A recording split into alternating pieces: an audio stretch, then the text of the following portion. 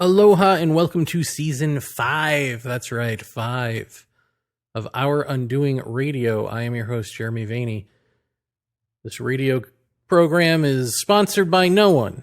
Well, by donors like yourself. Kind of like PBS, except a lot less money. So if you'd like to support this program and the website to which it is in service, www.ourundoing.com, please go there and click the subscribe/donations button and give a little, won't you? Or sign up for a lifetime membership.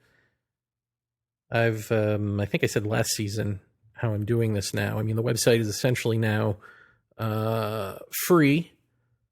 But if you cave and decide to get a lifetime membership, then the website opens up into a magical, larger, much larger, oh, so much larger experience. And if you can't afford that and you donate, once the cumulative total of donations hit the $333 it costs for a lifetime subscription, I will pick someone at random to become a lifetime member for otherwise free. I mean, you know, whatever you paid for the donation, fine. But you don't have to pay the rest of it. The rest of it's free. Likewise, if somebody buys a lifetime membership flat out, I pick someone at random from the donation pool to also become a lifetime member for free, or, you know, for whatever you paid to donate. Not quite free, but almost free. So, in some sense, it pays to donate.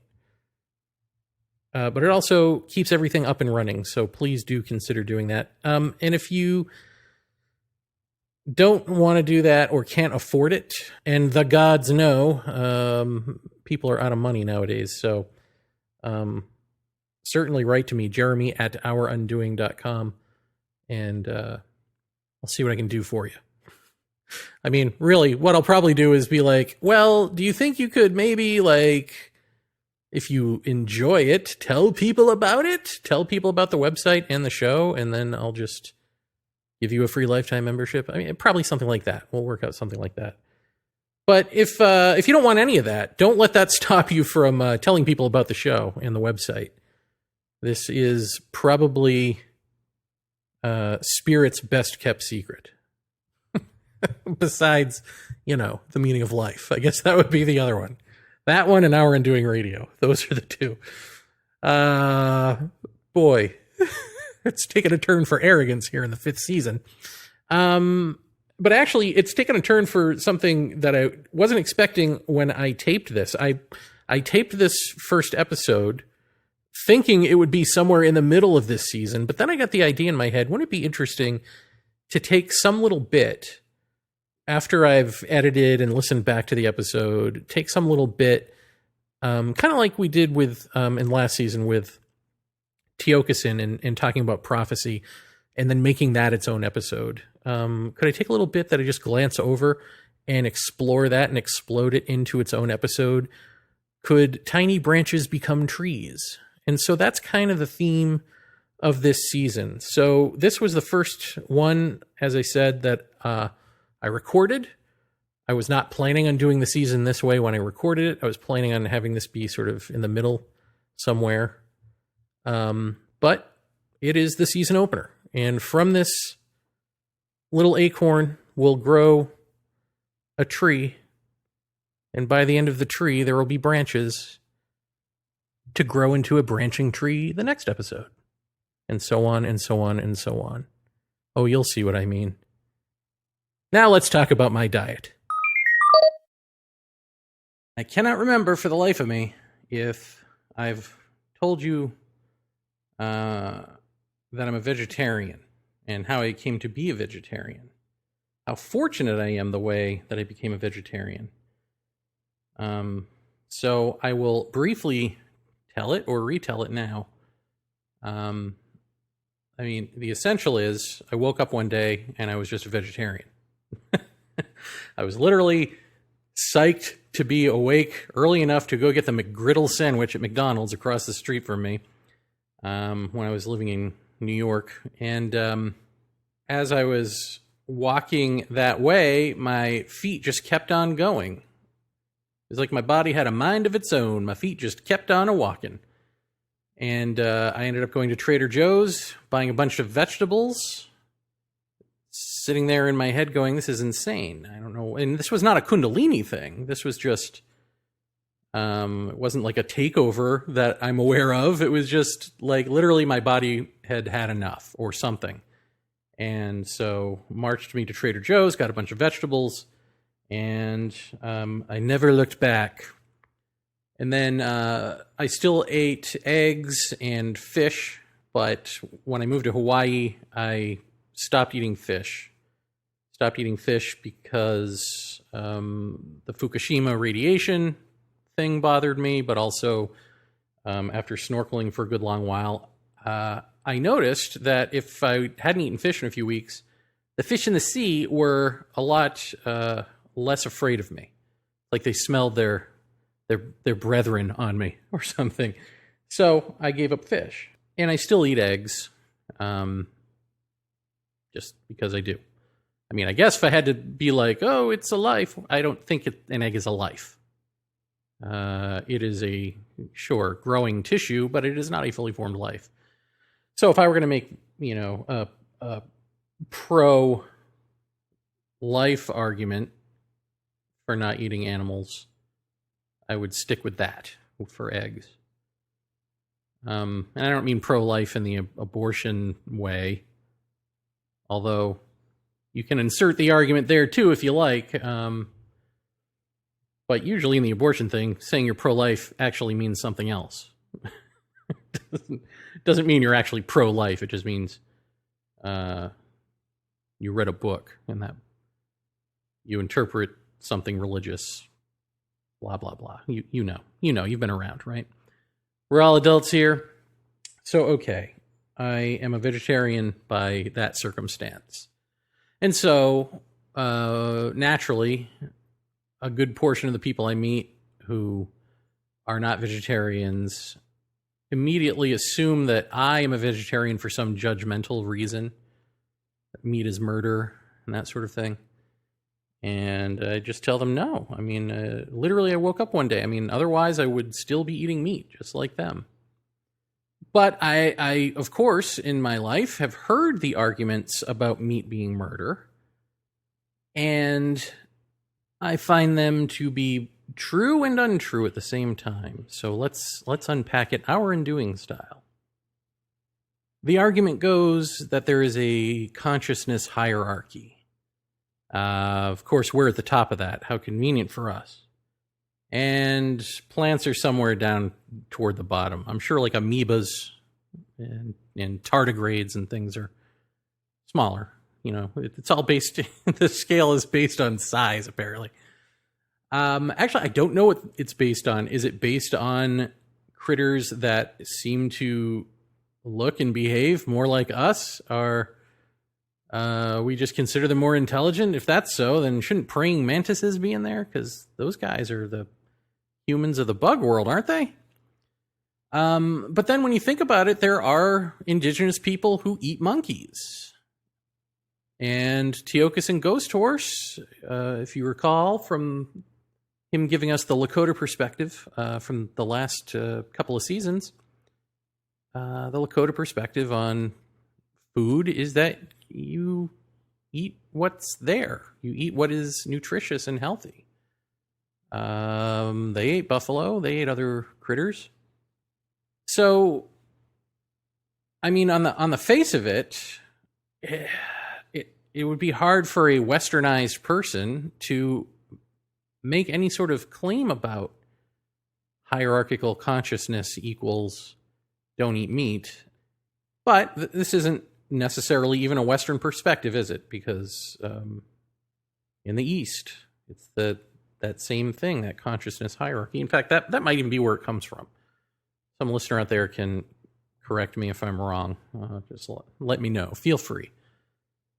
So what do we do here? I mean, I look at just having animals for the first time that I'm able to pay attention to in an adult way. I mean, I had a parakeet named Birdie when I was a kid, and that bird didn't like me too much, and I could understand why. I wasn't the best person to take care of a bird or anything at that point. But I was a kid, and this was a caged bird, and, animals, pets, they're kind of like objects in a sense. They're, living, cuddly teddy bears. But now that I can see I've grown up, and I can see on a more level playing field, I am now almost as mature as those birds. I can see them as beings like you and me. And, in fact, I don't see them as much less intelligent. For some reason, they have fewer interests. They don't seem to want to get into a rocket ship and go out into space, even if we put monkeys in rocket ships and blast them out in space, or dogs. They don't seem to want to go. They don't have that ambition. So I get that there is a difference of intelligence. I'm not trying to equate the two completely in a certain sense, but in another sense, like, the basics are all there in our ducks. We have 8 ducks, and they're little people. I mean, they just are. If you can see them that way, and if you can see them that way, it's because they are that way. If you can't see them that way, there's something wrong with you. There's something to which you are blind. And I say this because I have neighbors who grew up on farms, and they just see animals as meat. They just see them as a source of food or slave labor or something like that. For some reason, they can actually block out the aliveness, the intelligence, the emotional depth of animals. And again, it's not that they get everything that we get, but what they do understand, they understand extremely well. And there are certain things they do that are perfection. They're so perfection that we have to say, oh, well, that's instinct. As if that's an answer. Like somehow they can do things perfectly, and we just pass that off as some sort of robotic programming. We'll just ignore the fact that they're masters of their craft. That way, we do it by choice, and therefore we're higher creatures. They do it because they have no choice. But the more you hang out with these animals, the house cats, the ducks, for me, the ants, the more you see that they do make choices, just like we do. They're just not as baffled by the fact that we make choices in the way that we are when they do. I mean, how many sea turtles have come up to me in the ocean because they're just curious? Just saying hello. Many of them. So I can see that it would be difficult to eat meat if you were friends with the being that you're calling meat. I can understand why you would want to put up that block and all of that. And having mass-produced food certainly helps, for sure, right? But I think, I wonder, after this COVID-19 thing, the more people who have been farming and planting, are they more in tune with just how alive everything is? And how alive it makes us to be interconnecting with them, to be nurturing plants even, to be raising a garden. And as Teokasin would point out, to be nurtured by those plants, to be raised by that garden. Plants, by the way, trees, smart. Super intelligent. My first clue of that was when I lived in an apartment in Kainaliu, on the Kona side of this island. And seeing, I think it was a vine, that was stretching all the way across the pavement toward the spigot, where there would be a hose, because there might be some water there. Like, it could sense water. A plant could sniff out water and move. It could grow toward it to try to get it. I mean, that's intelligence. I don't know how you're figuring that out across concrete and all that. But there it is.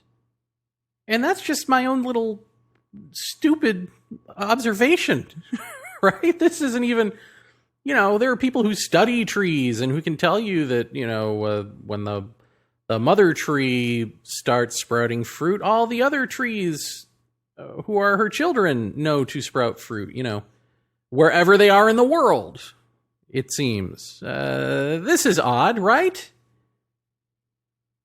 So there are people who look at that and they can tell you all kinds of ways that plants are intelligent. Water is intelligent. Water carries intelligence. Anything that's alive is intelligent.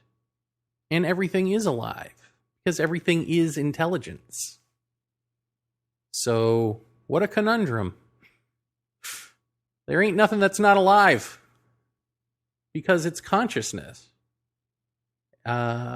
Organisms live and die, but even the dead organism is consciousness. Whatever it transmutes to is consciousness. Everything's consciousness. So this hierarchy of consciousness is just consciousness per se, the one consciousness of which we are an expression, or in which we are an expression.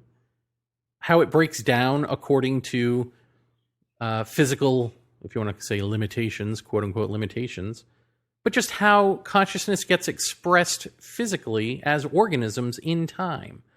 The oneness gets broken up into multitude, and that multitude isn't just a carbon copy, it's all gradations. So in the end, one is eating oneself. What are we to do? We are the snake eating its tail, I guess. But if you were going to see food this way, recognize the life that you're taking, that it's precious, whether it's a plant, a bug, an animal, whatever it is, how do you alleviate the guilt if you see everything as having an equal right to live as you? If you can't just pass it off as, well, that's slightly less, therefore, nom, nom, nom, nom, nom. Well, you have to eat thankfully, don't you? You have to mean it. And this is what the Lakota do, right? This is what all indigenous peoples do. How else could you eat a monkey? Unless you are deeply grateful that monkey, well, we would say gave its life for you. They might say that, but they might say offered its life. Not that you took the life, but that it offered its life for you. I guess offered and gave are kind of the same thing, but I think when we say gave its life, we don't really mean that it offered up. Said, here you go, here's my life. So that's a way to be thankful. But I don't know that the animal is seeing it that way. Like, yeah, here's my life. Great. I don't think so. So I tend not to do that. I tend not to make that leap. But I am grateful and thankful that life begets life. And in fact, now that I say that, what I just said might be my own ignorance because I wasn't brought up in those cultures, so I'm just looking as an outsider. And perhaps what they mean by the animal offered its life is that life begets life. So not in the realm of the animal sense of self, the ego self of the animal is going, hey, here you go. But just that life begets life. And in the end, there is an understanding of that. Perhaps even from the prey animal. I don't know. I would like to think that if I were being eaten by a shark or a bear or something, if I felt anything beyond pain or numbness, physical pain or numbness, that it would be some sort of grateful for the opportunity to feed them, that I would be okay with it. I'm sure I would struggle and try to get away and all that, but once I'm resigned, what is that resignation? Is it just, oh well, gotta go? Is it scared out of your mind, or is it, what a magical moment, I'm I lost in this game of predator prey, but on the other hand, that being gets to live on, gets to eat, and gets to carry me with him. Maybe feed her children. Who knows? Getting a little morbid, huh? Didn't mean for it to go that way. I just wanted to say that, yeah, meat is murder. It's taking a life, but so is taking a plant. I mean, I used to say to myself, well, you're just eating if you just eat the leaves, and probably this is true, if you just eat the leaves of the flowers, that's like eating someone's fingernails or something. That's the cuticle. That's, the root is going to grow it back, so it's fine. But then you find out that the smell of freshly mowed grass is actually the smell of grass crying out for help because, I'm being mowed. So, if that's true, and who can trust a human scientist examining grass to know if that's true or not? But if that's true, that's pretty awful, right? That's like every time you mow the lawn is some form of genocide or something. I don't know, attack. Even though the roots grow more grass. I can't, I guess, even hide behind that. And plus, I do eat roots of things sometimes. You pluck things out of the ground, eat them. And sure, you can maybe grow roots off of a part of the vegetable that will then grow its own vegetable, become another garden. But I guess to feel happy about that, you got to just sort of pave over the fact that you did, in fact, murder that original vegetable. Even if its clone army of vegetables carries on. It's really like the TV show Westworld. What does alive mean at that point? Does a clone of something mean that's not alive, or does it mean that both of them are individuated beings? You can keep going down these rabbit holes of like fear and paranoia and guilt and feeling bad, but at the end of the day, you got to eat something. And so, again, feeling thankful, feeling grateful, making a promise that you're going to promote life, that their life isn't in vain. And this doesn't have to be like a prayer that you do or a daily mantra or something. It's just go do something with your life that promotes life, that helps other beings, that helps all beings, that helps people, that helps Mama Earth. These are the things worth doing, right? And so these are the things worth dying for. I hope so, because I like cookies. Cookies take ingredients, and those ingredients were alive. But it's also, it could be an interesting lens through which to view the atrocities of life. War, famine, abduction, enslavement, actual murder, by the law murder. I guess I could just keep listing atrocities, but I'm pretty sure you know what atrocities are. When you think about them, or you're in the midst of them, if you live in war-torn wherever, is there a way to understand these atrocities as a part of life, which isn't to say that there aren't criminals doing criminal things and they're not responsible for their actions and all that. It's to say that yeah, that's on a person-by-person basis, but the actuality of those awful deeds is always going to be here.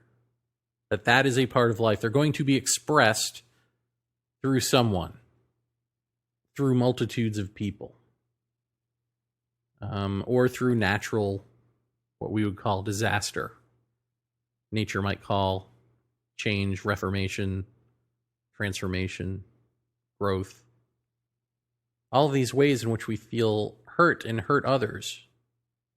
Is there a way to see that through the lens of understanding, which leads to a gratitude of life instead of a fear of it or a condemnation of just how awful everything is?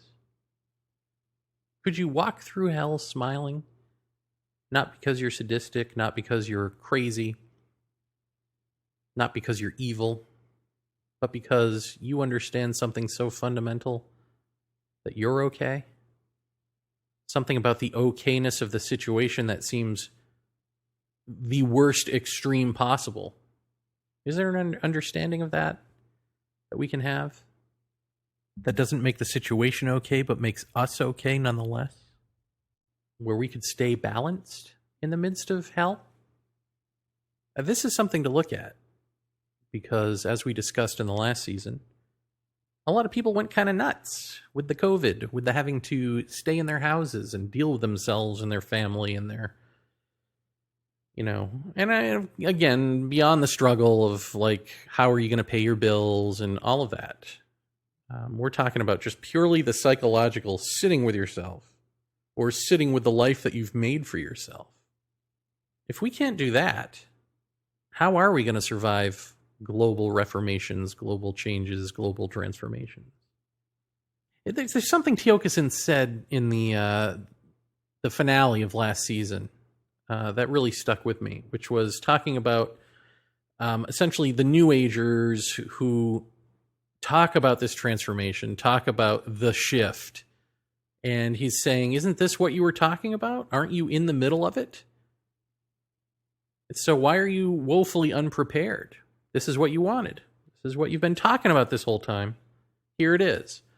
Well, it gets to the idea that I spoke about last season in the episode on cesspools and rabbit holes. Telling the difference between a cesspool and a rabbit hole, which is that we want to get to the end of our mythical journey, our hero's journey, our journey of the genius, whichever journey we fancy ourselves to be on. We want the outcome. We want the validation. We want the transformation. We want all of that, but we don't want to go through the dark night of the soul. We don't want to confront ourselves in the cave. We don't want to look in the mirror. We just want to be told that we've done that. We want whatever tragedy that's gone on in our lives or thing that we feel bad about in our lives, we want that to be enough. Like, haven't I done enough already? Haven't I given enough already? But one doesn't translate to the other necessarily. So you can have a crappy childhood, or you can have a bad time at work, or you can be a victim of something. And just because that happened years and years ago doesn't translate into, wasn't that enough? Shouldn't I get my just desserts now? If that is how you think, really watch how you think. If that sounds like you, and it may not, but if it does, that's the person you need to sit with. That's the mirror you need to confront. Why do you feel entitled to a grand spiritual revelation or epiphany or change because of some awful thing that happened in your life that you survived? There's a lot of answers to that. So it would depend on the person. But if you're one of those people, sit with that. Really. If you're someone who says meat is murder, and it constantly just occupies your mind how awful people are, these meat eaters, why would that occupy your mind? Why is that, which came first? Your despising people, an event in your life that provoked you to despise people, or that people are just despicable, these terrible meat eaters? And then also, are you grateful for the plants that you do eat? You don't eat meat, you don't wear leather, that's wonderful. But if you're not happy as a result, or I don't mean like, everyone's got to smile and be happy, but I just mean contented in life. If you find yourself to be an angry person, a depressed person, a paranoid person, an anxious person, if that is the tendency towards which you skew, as opposed to just being okay with yourself in your own skin, comfy in your own skin, then look at that. Look at what really the meat is murder thing is about. What is it doing for you? What is it a defense against? Like I said, I woke up a vegetarian one day and it just stuck with me. That was, I don't even remember when that was. Maybe 2010. So 10-ish years ago. Maybe more. Might have been 2009. Somewhere in there. I've been a good little vegetarian ever since. But I think it was for health reasons. I think my body just knew that it was time. That I was too abusive. I ate too much of probably red meat and gross things, like whatever the greasiest diner food is you could get. So there's that. I think I needed to get hooked on whole foods, actual foods, organic foods. That's sad to say, right? I hate saying organic food because that just implies everything else is inorganic. And I know it doesn't mean that, but kind of does, doesn't it? We kind of do just shove a bunch of crap and chemicals into ourselves and then wonder why it is that we're sick. Must be a conspiracy. But it's funny, every time you see an indigenous person, like an interview with someone, or even with Tioxin when he talked about how the Lakota would eat buffalo, but they were thankful. When you hear that in an interview, when you see that truth on the faces of indigenous people, of the thankfulness that is, they express it, but it is almost choiceless. It is part of being integrated, part of being interconnecting with nature. This thankfulness is a part of it. And sure, you express it, but the expressing it is an act of joy. It's not an act of, oh God, I gotta phone this in. I gotta pretend to care. No, they actually are caring. And when you see that, we Westerners tend to tear up. We tend to have a sense of longing. We have a sense of, that connection that's broken within us. We have that sense. And so you're either going to cry about it or you're going to block it out, laugh it off, laugh at those stupid savages, ha ha ha. But inside you're still crying because you know that is who you should be, quote unquote, should be. This is who you're running from in some sense. I mean, if you watch all of that, what does that tell you? It tells you that the person who thinks it's a choice to be grateful, the person who says, yeah, I'm grateful, but maybe you skip a day where you thank your so-called food, or where you just sort of pass it off in a prayer at a meal, but then the rest of your day you spend destroying the earth, directly or indirectly, and going, oh, I can't do anything about it. That person has to go. That mind has to completely transform into a healthy mind. And that's what sitting with yourself can do. If you're not running from you, if you're not judging you, if you're really just looking, perhaps ironically with a scientific mind, really just observing for the sake of observing, you as you actually are. You'll find some awful things in there. You'll find some good things in there. But so what? Don't be attached to any of it. If you just look, you just see who you are, there's clarity. In that clear light, and from that soil, who grows?